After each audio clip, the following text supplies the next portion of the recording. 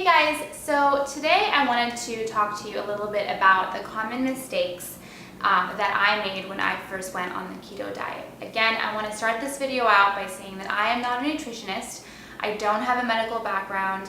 I'm simply sharing with you my journey when I went on the keto diet at first and what I've learned so far after being on it for a few months now.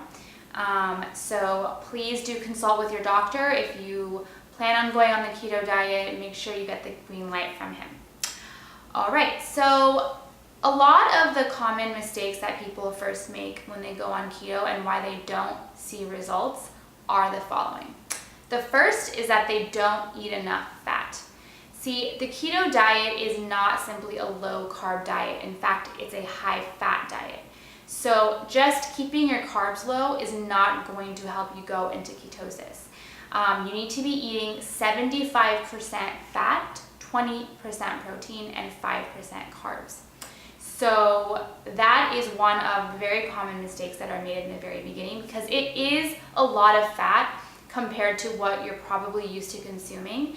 So your brain is probably telling you this is too much fat, like how can this be healthy?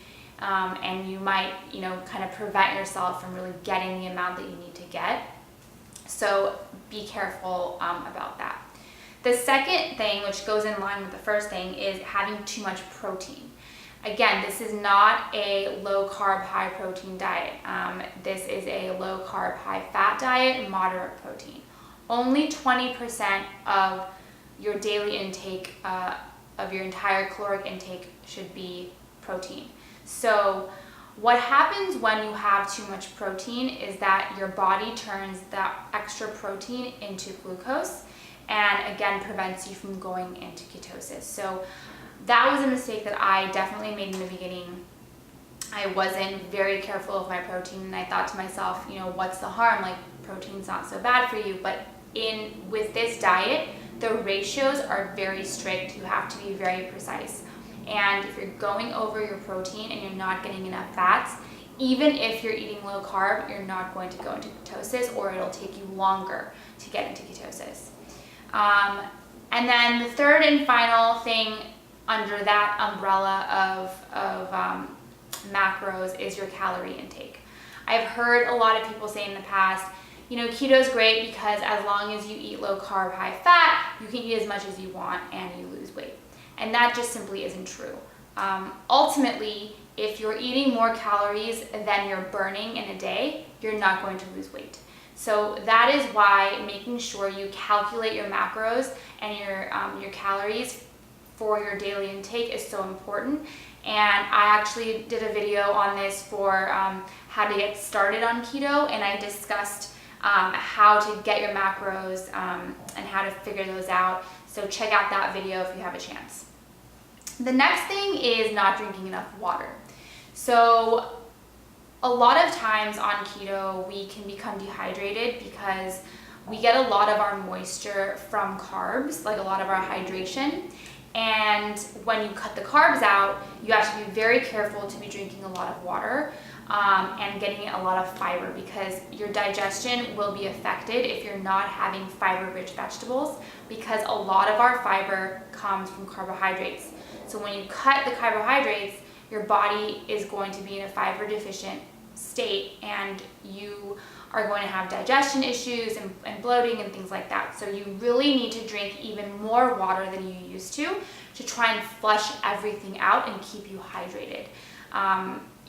Drinking water is probably the most important thing to weight loss. So making sure you're staying hydrated.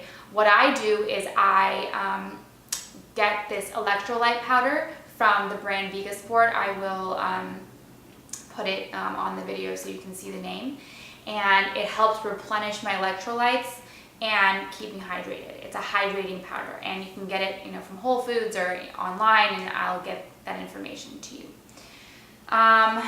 What else? Saturated fats. So yes, keto is a high fat diet, but it doesn't need to be a high saturated fat diet. Saturated fats are basically unhealthy fats. They're fats that you get from processed meats, a lot of like fatty type of like sausages or bacons or cheeses and things like that. It's okay to have a little bit of saturated fat, but if your entire daily fat intake is saturated fat, that's going to be very unhealthy for your heart and for your organs. So what you want to try and do is get as many healthy fats as you can. Things like avocado, nuts, nut butters, coconut oil, things like that. If you can get as much as your daily fat intake to be a healthy fat, you are way ahead of the game. So be careful not to fall into the saturated fat, cheeseburger, hot dogs type of meals, because those really aren't doing anything for your body other than giving you fat. They don't have nutrients, they're not helping feed your body and keep you healthy. So try and be very careful to not go overload with the saturated fats. And then finally, these keto sweets. I make a lot of keto desserts, and I don't think there's anything wrong with eating low-carb desserts. In fact, I think it is a great alternative to eating traditional, cake, donut, ice cream. If you can find these keto alternatives, it's a great way to satisfy those cravings. With that said, that is a very satiating thing. So if you're getting enough fat, you shouldn't be having crazy cravings, the kind of cravings that you might have on other types of diets. But once in a while, if you want to cheat and have something sweet, these keto types of sweets, which you can find recipes for on my page, are a great option because they won't kick you out of ketosis. But if you go overload on the keto sweets, you're going to start to have a lot of sugar cravings and carb cravings. So be very careful not to go overboard. In addition, although these keto sweets are low in carbs, they have calories. And you don't need to be adding tons and tons and hundreds of calories on these keto sweets when you could be using them on whole good foods that are going to be good for your body and really help your weight loss goals speed up more than they would if you were to just be wasting your calories on these keto sweets. So be very careful, have them, but not every single day or in high portions. It should be like a treat, a way, for you to, reward yourself for doing a really good job. And with that said, I think those are the pretty most common mistakes that people make on keto. I made them, it's normal, it's all a learning experience. And I hope that by talking about them, you can be on the lookout for them. Okay, have a great day.